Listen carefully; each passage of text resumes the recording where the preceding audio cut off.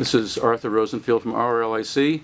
It's June 3rd, 2010, and I'm here with Mayor Koch, who has been in the news a lot lately because of his new positions and new leadership in looking at Albany and looking at Jerusalem, defending Catholicism, etc. And I'm interested, and I think other people would be interested to know about you, what you want the citizens and the public to know about Mayor Koch.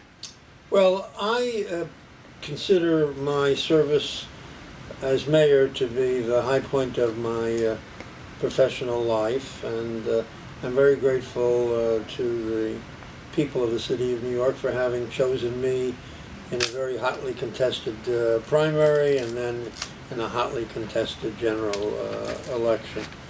And while everyone makes mistakes doing whatever they do, I'm proud of what I did, and I look back on my 12 years as mayor, 3 terms, with pride. Obviously, history will make the decision as to how good or bad my administration was, but I don't fear the decision that will ultimately be made with respect to my government. I came into government having served as a congressman for 9 years, and before that as a city councilman for 2 years. And my dedication to the city of New York results from the fact that this country and the city of New York are unique. We have taken in the men and women, the children of every country in the world. Everybody wants to come here, and who can blame them? And when they do come here, as was the case for me, and I was born in the Bronx. My parents came from then Poland, part of the Austrian-Hungarian Empire, now part of the Ukraine. And they came here when they were in their early ages of 14, 15 years of age. Didn't know one another, subsequently married, had 3 children, all of whom were successes, as you define success, in their various professions. I have a older brother who is now deceased and a younger sister by 7 years, with whom I'm very close, and who has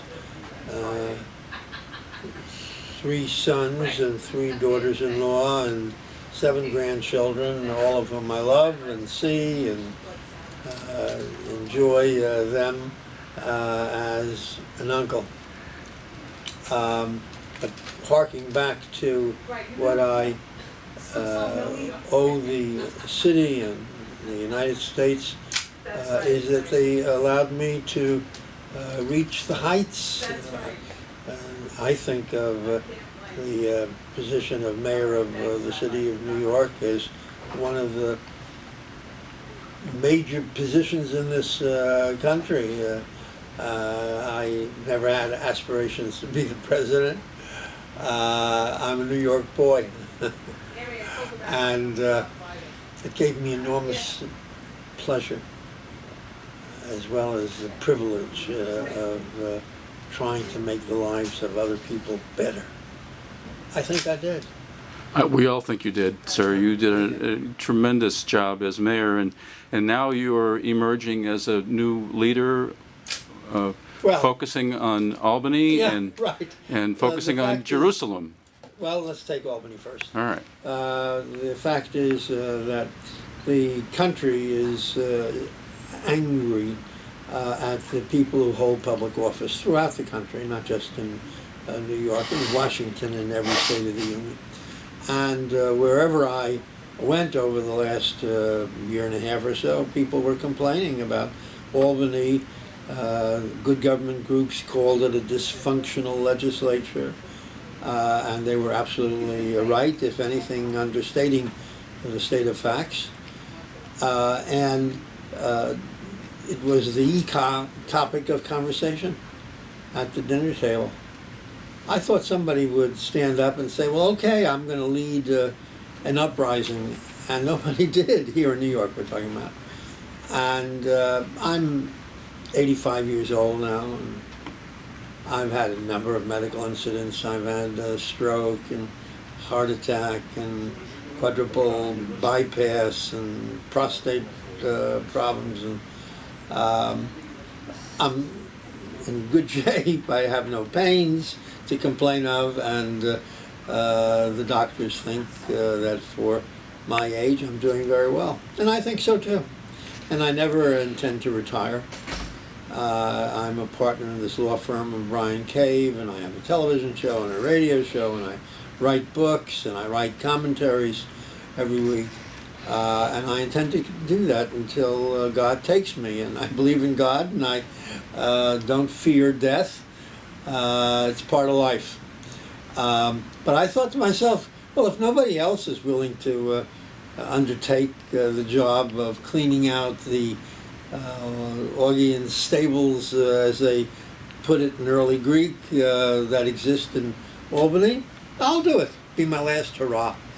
And we're having great success.